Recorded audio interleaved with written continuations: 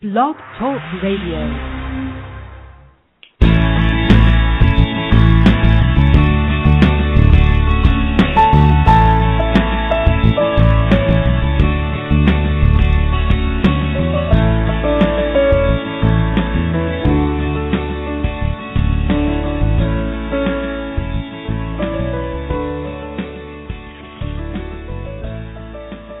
Good day to all. Thank you for tuning in to the Uvisualeyes show, where you will experience the top, most powerful, insightful, and talented teachers, speakers, and writers on inner wisdom, personal evolution, and love. Here you will have the opportunity to learn how to create or manifest the life experience you prefer. This is your host and life coach and energy healer, Michelle Kraft. Welcome. If you missed the last show with Jody Ambrose featuring her tip books on intimacy and sex, you will find the show in the archives, as well as numerous other amazing shows, and can listen at your leisure. On October 25th at 7 p.m. Central Standard Time, tune into the Uvisualeyes show with Mitch Williams and live a magical life through his new book, A Call to Magic. And on November 6th, discover the secrets to your personal empowerment and a life of ecstatic joy with Peter Calhoun and his new book, Life Without Limits. Also, if you have a question for our guest, you can call in. The number is on the show page. Also, if you're a winner today, when you call, become a friend on my Blog Talk Radio page and send me a message there so I can send you your gift. The Uvisualeyes show is becoming a more exciting experience every week. Without fail, there's yet another amazing healer, teacher, or shaman as my guest here sharing their extraordinary insight. And now broadcasting, from various parts of the world, it's a more stimulating and evocative experience. Today's delightful topic is as the lead educator of the Chakra Center for Wellbeing, Davidji apprenticed under Deepak Chopra for nearly a decade, learning and ultimately teaching the profound, timeless wisdom of meditation, Ayurveda, emotional healing, and conscious choice making. With more than 200 guided meditations to his credit and more than 100,000 students around the world, Davidji has made the ancient science of meditation practical, easy, and rewarding. If there's one book to read on moving through challenges and taking your life to the next level, it's Davidji's book, Secrets of Meditation, a practical guide to inner peace and personal transformation. Broadcasting live from New York on the Uvisualeyes show, we bring you Davidji. Welcome to the Uvisualeyes show, Davidji. Thank you, Michelle. I am so thrilled to be here. I'm a big fan of yours and of your show, and a big fan of all the powerful work that you're doing. So thanks so much for inviting me on. Oh, you're quite welcome. I'm so pleased you're here with us today. It's such an honor. I would like to say right away that I love this book. It's so fully satisfied so many of my questions and calmed so many of my concerns. I believe I'll read it and reread it numerous times because there's just so much to absorb. It's like a text on meditation. Great. I'm glad you're finding value in it. Well, before we really get started, I think that you would like to tell our listeners, we already have one caller lining up, what they're in for today if they call in. What I wanted to offer all of the listeners to the Uvisualeyes show is that if you, during this next hour, if you go to davidji.com, and if you buy a book, I will autograph for you, and I'll also include a copy of my guided meditation CD, Fill What Is Empty, Empty What Is Full. And if you manage to get through and speak to me and Michelle during this hour, I will send you out a little meditation kit with a signed copy of the book and a signed CD. But you have to email me your name and address. A lot of people, whenever I do something like that, they're so excited, and they never email me their address, and so they never get that. So it's one of the things that you have to do. Well, I'll make sure I get as much information as I can as well. Before we really get into the meat of this profound book, Secrets of Meditation, I would really like you to give our listeners a brief general description of what meditation is and maybe dispel some of the common myths. I know that some of the myths I've come across again and again is that meditation is a religion. Also that they fear being unable to come back out to the consciousness, which is really interesting. Right, it's really interesting. Well, there are many, many definitions of meditation. Some people can just call it being present. Some people say, well, isn't gardening a meditation? And I guess if you like gardening and you're fully present in that moment. But the 2,000-year-old definition, which was originally put out there by Patanjali, who authored the Yoga Sutras, he said, Yoga Chitta Vritti Nirodha. Oneness is the progressive quieting of the fluctuations of the mind. And we live in a wild, swirling life where there's a lot of chatter, a lot of noise. We're pretty much always in activity. And if we can just take a few moments, whether that's a minute or whether that's 30 minutes twice a day, which is my recommendation, to just let our minds settle, then we can truly, as the thoughts slowly settle down as well, we can start to hear the intuitive guidance of our heart. And we can actually hear the whispers of God. And so that's, whenever you can just stop in the middle of all this wild activity and just connect to the present moment, this sacred, precious moment, it's in that moment that you are meditating. And the benefits of meditation aren't supposed to happen in that moment. They happen in the other 23 hours of your day while you're living your life with your eyes wide open and interacting with the rest of us. The meditation has a beautiful halo effect as well. And I think that's one of the biggest things as well. People are always looking to have that aha moment. They close their eyes and Buddha doesn't arrive in 10 minutes, or they close their eyes and they don't transcend, so they figure, I'm not doing it right. Well, you're doing it right. As long as you're showing up to meditate, you're doing it right. But the benefits happen in every other moment of your life. And as far as religion, that's pretty obvious, because some of the greatest instructors of meditation and some of the greatest teachers throughout the last 5,000 years have been either monks or sages or Hindus or Buddhists, or Jesus Christ, was a meditator. So when we look at all these different teachings, a lot of people fear, oh, well, if I close my eyes, maybe I'll get tricked into some cult. And so that's a stigma that I wrote this book to demystify and debunk all those myths, that meditation is for everyone, from any walk of life, from any religion or non-religion, from any perspective, as long as you'd like to quiet yourself down a little bit and connect to that innate source that rests within, the stillness and silence that rests within you, beneath all the layers of flesh and beneath all the layers of our body and our mind and our ego and all that stuff.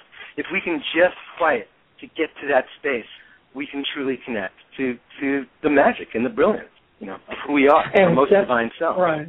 And the book definitely does that and helps you understand so many aspects, and it's just beautifully written. We've got some callers here. Let's go ahead and catch a couple of them, and then we'll have some more discussion, I'm sure. All right, great.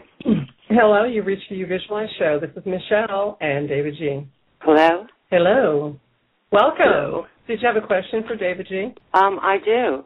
I've been meditating for several years, and about an hour a day. And in my meditation, I go very deep, and my arms start levitating or moving upward, floating. And I feel like they're my guides, but I really would like to have your intake on this.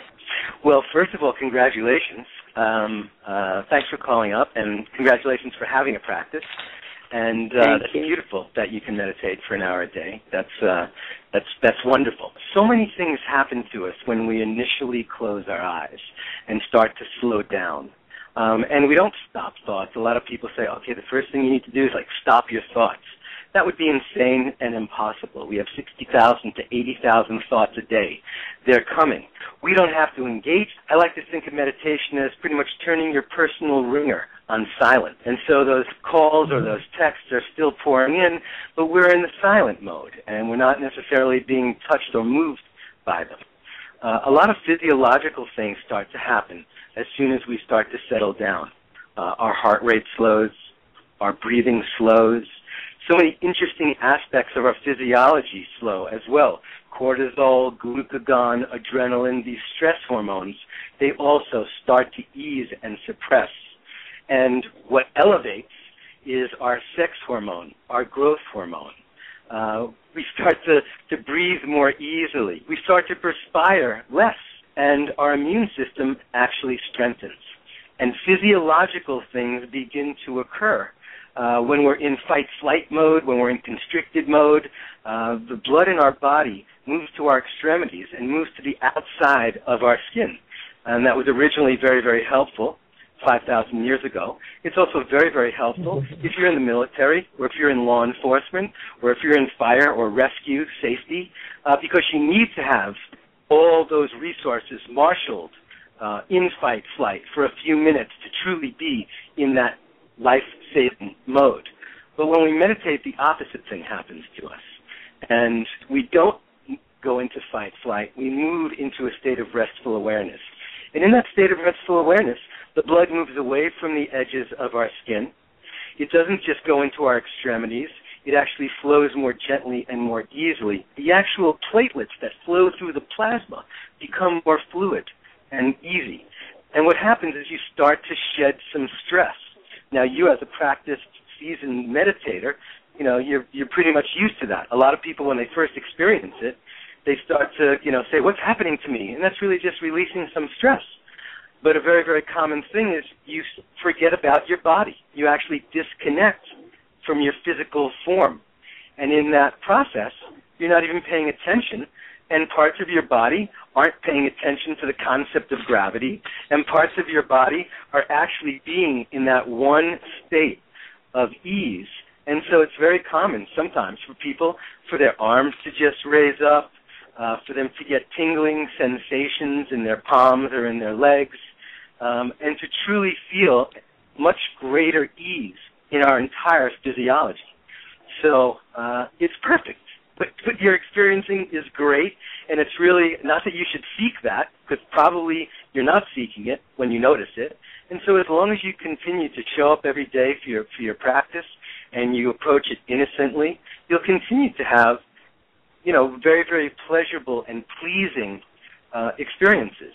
Nothing special has to happen during meditation, but it's really beautiful when something like that, like you're talking about, actually does happen. So celebrate that, and the next time your hands float up above your head, applaud that and say, wow, that was so cool. I think I'll show up again tomorrow. Okay.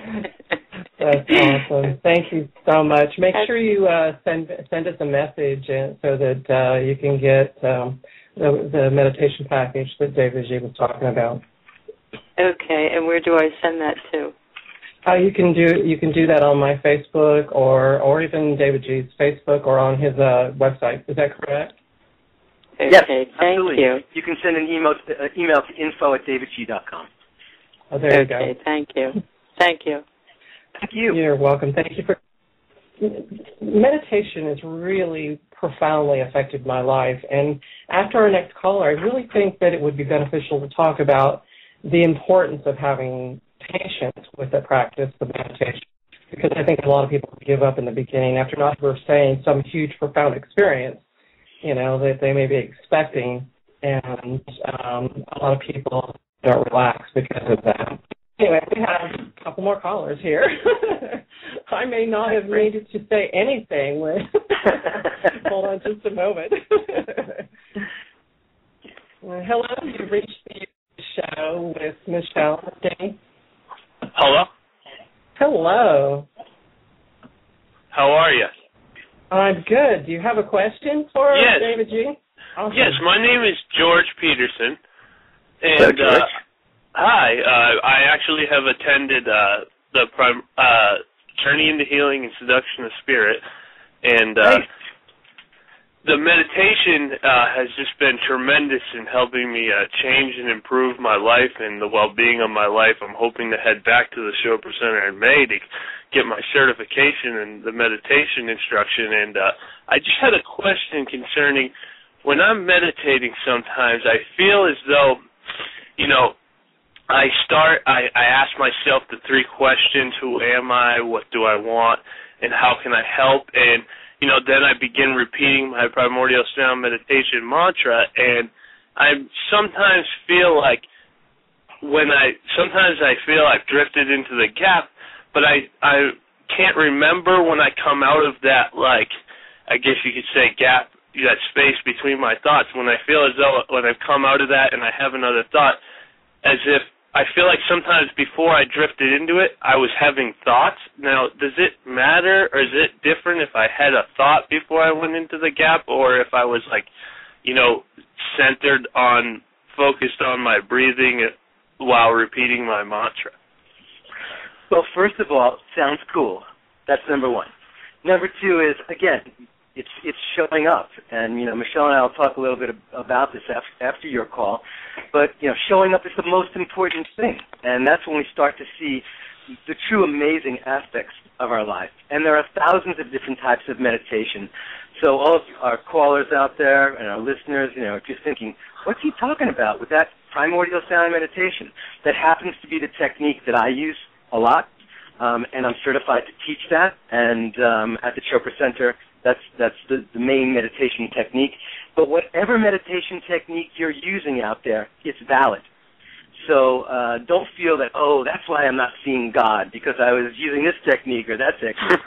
We all can tap into so many different ways of meditating, whether that's following our breath, whether that's repeating a mantra, whether that's doing visual meditations, whether that's doing chocolate tasting meditations, whether that's practicing yoga. There's so many different ways that we can and answers one of the other questions we have. I think the caller dropped. No, I'm still here. I believe that. Hello? Oh my gosh! Yes. Hello. David's call. Davidji dropped. So we're just going to wait. Should I send my email to his page?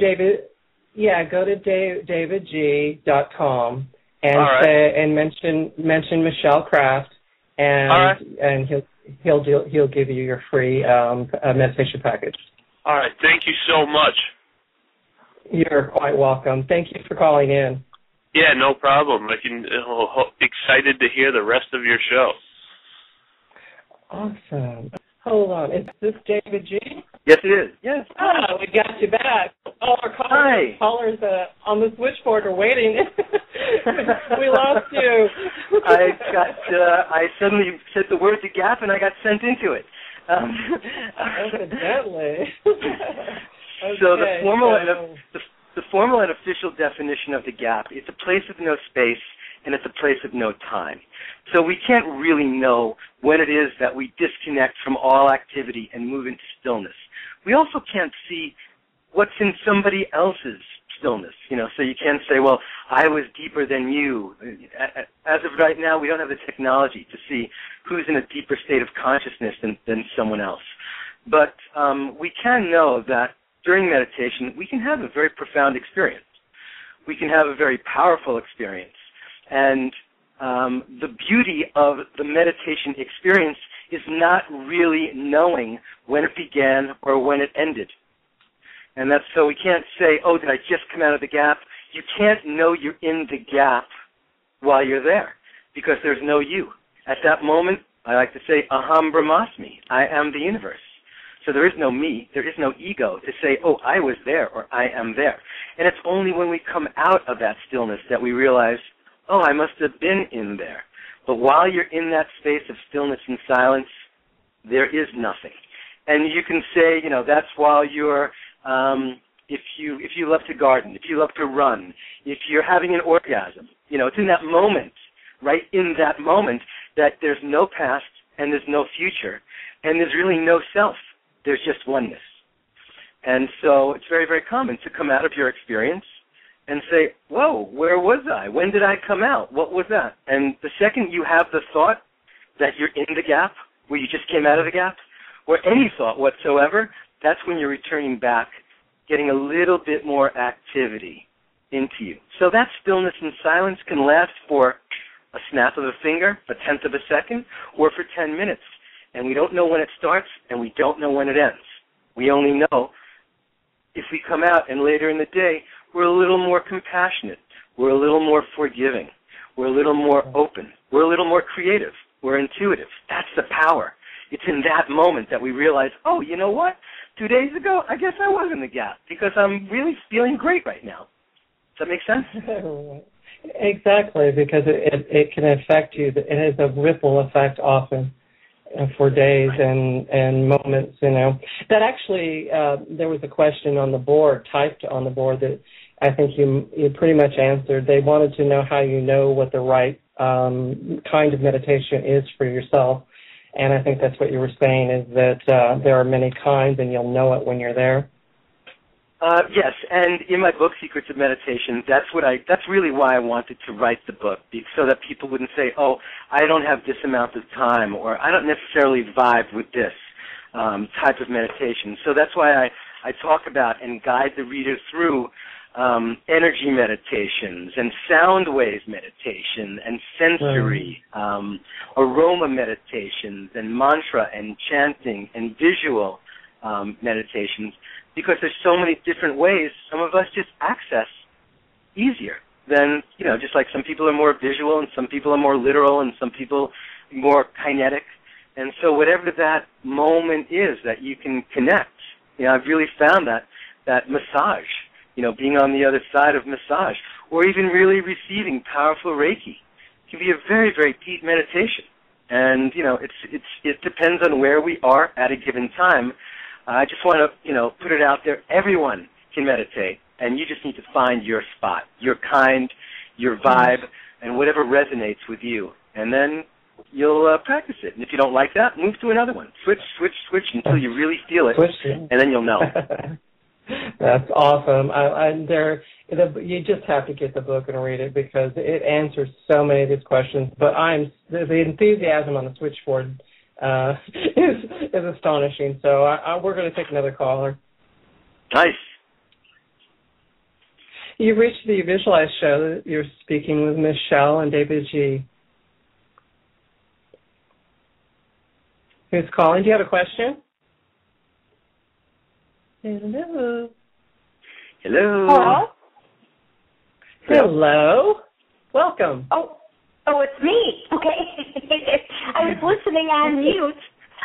You know, I just wanted to, I'm new to the meditation world, and Davidji, and I sent him an email about a month or so ago, just thanking him so much for his guided meditations and, you know, his CD that I got.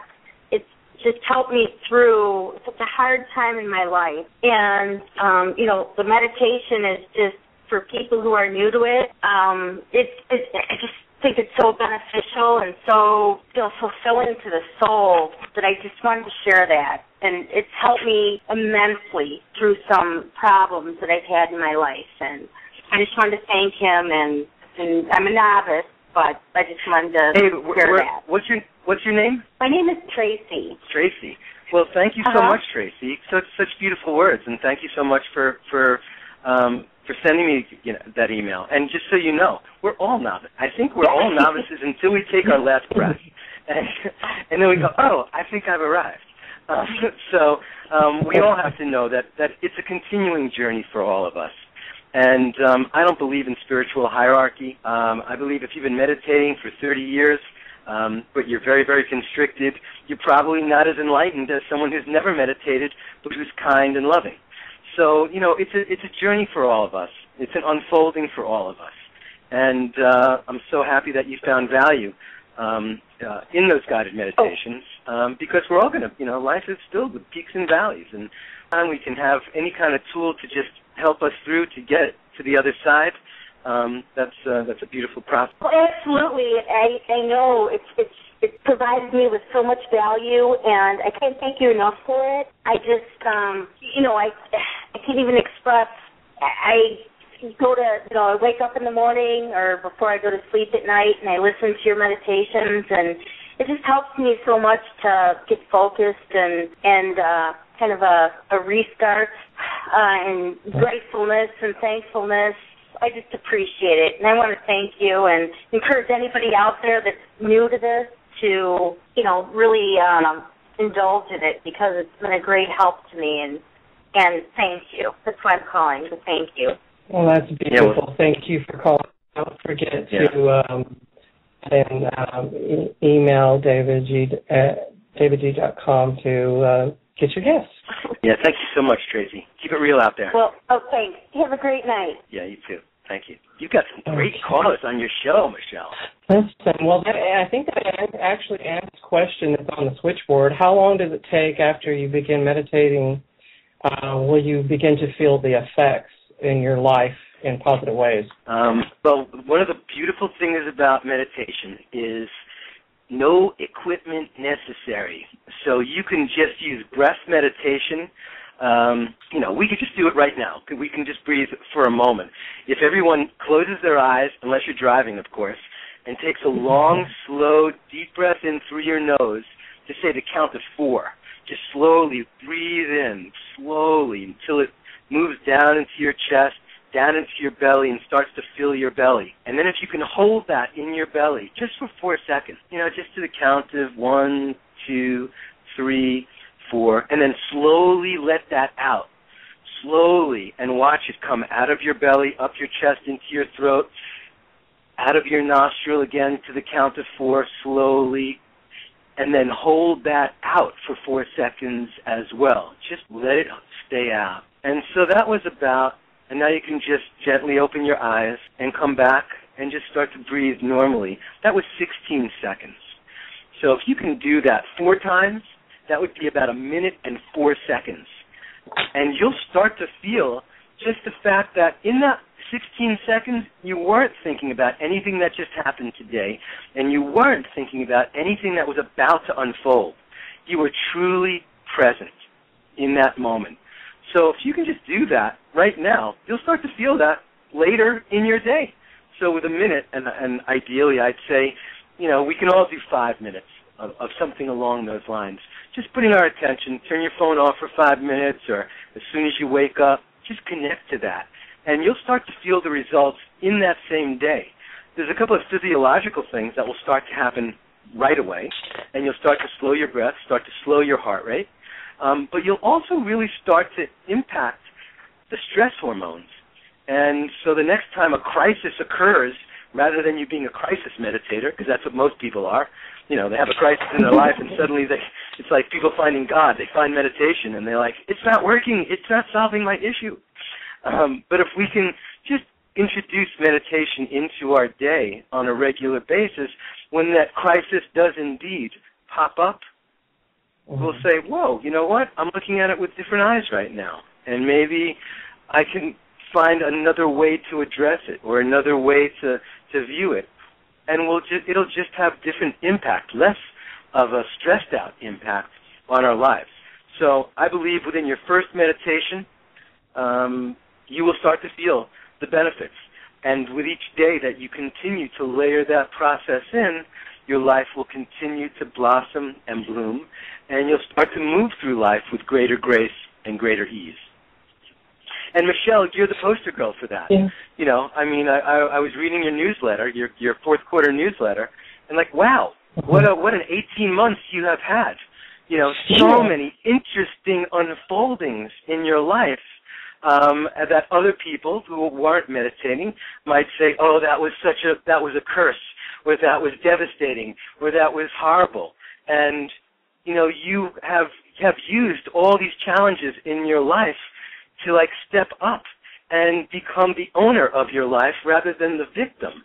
And so you are such a shining example of someone who meditates and someone who truly continues to, rather than survive, truly thrives. So, I'm so honored just to be sharing this space with you right now. Just wanted to thank you for that. That was beautiful. Thank you so very much. I appreciate that. I truly appreciate it. It made a difference in my life. Thank you. We have another caller. So with this caller, we're going to get into a little more meat of things, and anyone else who wants to call in may do so after about another 10 minutes or so. So let's get this question. You've reached the Uvisualeyes show. You're talking with Michelle and Davidji. Do you have a question? Hello? Hello. Is this me? This is you. It is you. Oh, my God. I can't believe it. Who is you? It's you. Yes, I have a question. I meditate with Davidji every day, and I just feel so blessed. Yay! David, you talk about when you're in the gap, you don't know it until you've left the gap. Okay, another one of my teachers is Eckhart Tolle, and he talks about being aware that you are aware. And sometimes in my meditation, I'm aware that I'm aware. Is that being in the gap, or am I mixing all this up? Well, again, we're such a goal of, first of all, what's your name? Peggy. Hi, Peggy. Thank you so much for taking the time to call. I'm a big fan of Eckhart's. He's brilliant. The Power of Now was one of the most profound books that I read, in my early training, and so I really I'm very, very grateful to Eckhart Tolle for really translating these unbelievably non-translatable terms into words. I like to refer to it as consciousness as a second language. That's what we're all learning here. When we there are multiple states of consciousness, and we live in such a goal-oriented world that a lot of people say, I need to know if it worked. And what was the sign that it worked? It must be that I was in the gap. And then it becomes almost a competition. And then it becomes this target out there that we're always seeking. And truly, any type of meditation practice requires surrender and innocence. Exactly. You need to truly surrender to it and then just be innocent to it. Innocent means you don't judge it. And I know we want to say, but was I there? Did I connect with God? Was I whole? Was I in the gap? Was I in beyond space and time? What you're referring to of this awareness of awareness is referred to as a higher state of consciousness. And when we are in that witnessing mode, because right now if we say, I have a thought, let's all just say, what am I thinking? So who is the person witnessing those thoughts? Who is the being? What is it? Who is it? And, that's your soul that you're tapping into. That's this thousands and billions of hours of dialogue and conversation about consciousness. And Deepak Chopra is one of the foremost leading thinkers and translators just of the concept of consciousness. But what you're talking about is essentially a state of witnessing awareness. So when you can be witnessing yourself, witnessing or having an experience, that's a very, very cool experience. But you can't have that experience unless you truly do meditate. You can have a God experience or an out-of-body experience, but you can't regularly show up for this concept of witnessing awareness without quieting down your ego, without quieting down the mind and the 60,000 to 80,000 thoughts, that we're having. So I would say, at that moment when you are, quote, in the gap, you are not you. You are truly aligned with one. It's like the yoga of life. It's pure union. But it's not you, Peggy, who's doing the witnessing. It's deeper than that. It's more profound than that. It's the most divine aspect of you who could even be observing or witnessing the process. So that's cool. Rock on. You don't actually have to be in meditation for that to occur. It can only really unfold if you've gotten comfortable with meditation. But you can have that same experience while you're sitting, walking, making love, doing something where suddenly you float up to the top and you're like, whoa, what's going on here? Am I witnessing me or am I watching me? So I say, bravo, that's very, very cool. Again, don't try to have that. You have that experience because you're not trying. And as long as you continue to show up with surrender, which means you truly let go. You let your control freak, you let your high achiever, you let all of that stuff, just let it go. And if you can take the other piece of that, innocence, don't judge it. Every meditation is like a snowflake. So this one will never come again. And everyone is different. They're unique. And so you figure if we're going to meditate twice a day, let's say we meditate for once a day for a year. That's 350 meditations or so. Let's say we do that over, 2 years. That's 10 years, rather. That's 3,500. Over 20 years, that would be like 7,000 meditations. So we never need to compare them. It's like brushing your teeth. You don't say, wow, that was such an amazing toothbrushing I did last Tuesday. We don't put that kind of pressure on them. We let them happen to us, and then we live our lives. And what happens is when we're back here, we see the world with new eyes, and we see our lives expanding. And when we find ourselves in fear or constriction or sadness or less than or no, there's no way I can, it's that beauty of the meditation practice that flows through us that then elevates us and takes us to the next level. So congratulations, cool. And don't try to intellectually analyze that. It's a higher state of consciousness. There are traditionally 7 states of consciousness, and that state of witnessing is one of the most powerful and profound states that anyone can have, and it's even more powerful when it starts to happen while you're in waking state, not when you're meditating. Right. That's absolutely wonderful. You answered that fabulously, and meditation is changing my life. I haven't been doing it that long, but it is changing my life. And I want to thank you because Eckhart is one of my teachers, Wayne Dyer is one of my teachers, and you are one of my teachers. But even though we've never met, being that I meditate with you and hear your voice every day, I really feel like you're more than a teacher. I really feel like you're my friend, and that is awesome. Oh. Well, that's touching. Thank you so much. And putting me in the company of Dr. Dyer and Eckhart Tolle, I feel blessed and honored. And I'm also really thankful to be able to hang out and meditate with you every day. So I'll see you in the gap again tomorrow. Absolutely. Thank you so much, and you belong with the best of the best because you are the best. Thank you so much. Thank you. Hello? Yes. We had major technical difficulty here. I'm calling in on my cell phone like everybody else. Sorry about that. I appreciate you still being there. That's awesome. Hey, my pleasure. That is so great.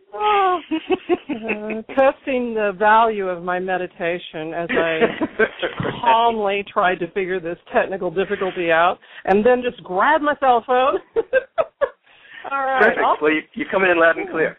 And it really goes perfectly to you talking about patience, because that's clearly how we address situations like technical difficulty and meltdown. Exactly, because we were talking about, I was asking you about having patience with our meditation. Well, now we're having patience with technical equipment here. So we only have about 5 minutes left. I really do appreciate you being patient yourself and being there. My pleasure.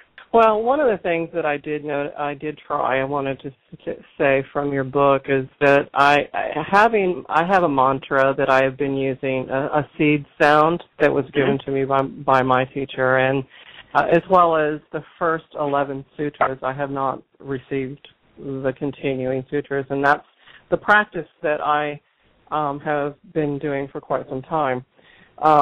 The sutras have only been added recently, and I had a very interesting experience with that. It was a much deeper meditation, and that's my typical, meditation practice. But in the book, I think it was about chapter 10, you asked about trying the mantra with Om.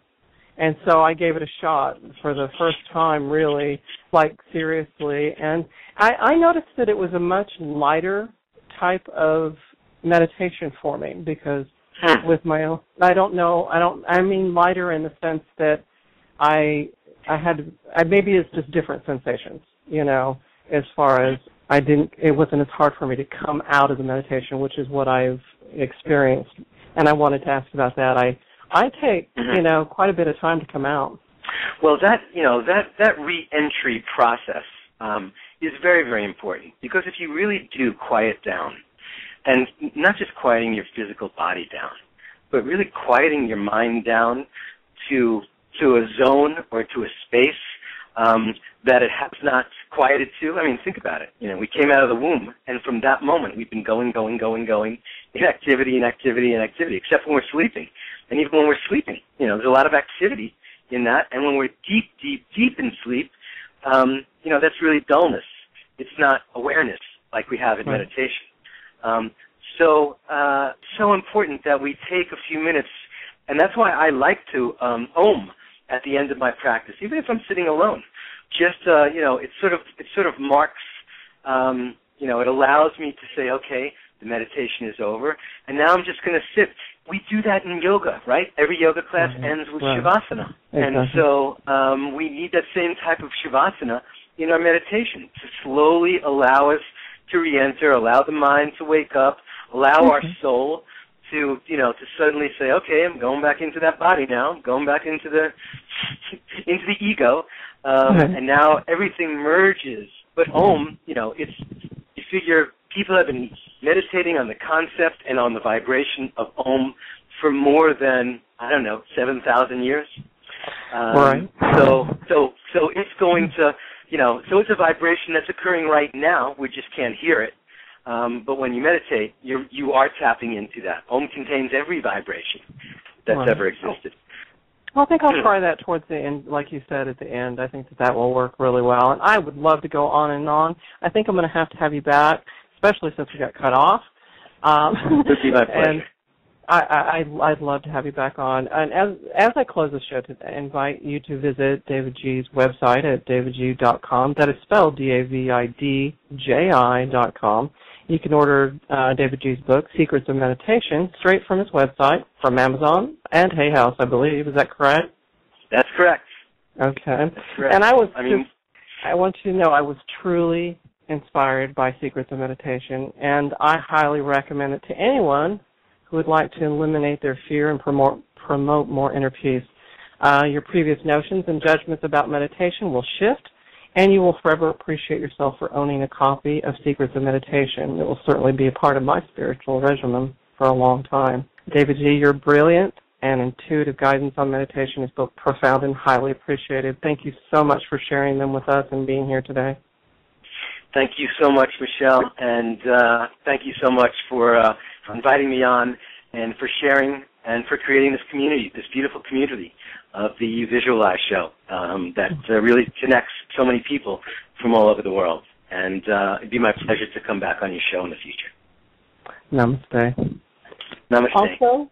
Also, please visit my website, themichellecraft.com, where you can learn more on how to manifest the reality you prefer using the tools provided, such as my personalized visualizing videos that I design and produce, starring you, as well as articles, resources, and life transformation coaching with me online and in person. Thank you for listening. This has been your energy healer, life transformation coach, and host of the Uvisualeyes show, Michelle Craft. Until next time, happy manifesting and have a sweet, blessed day.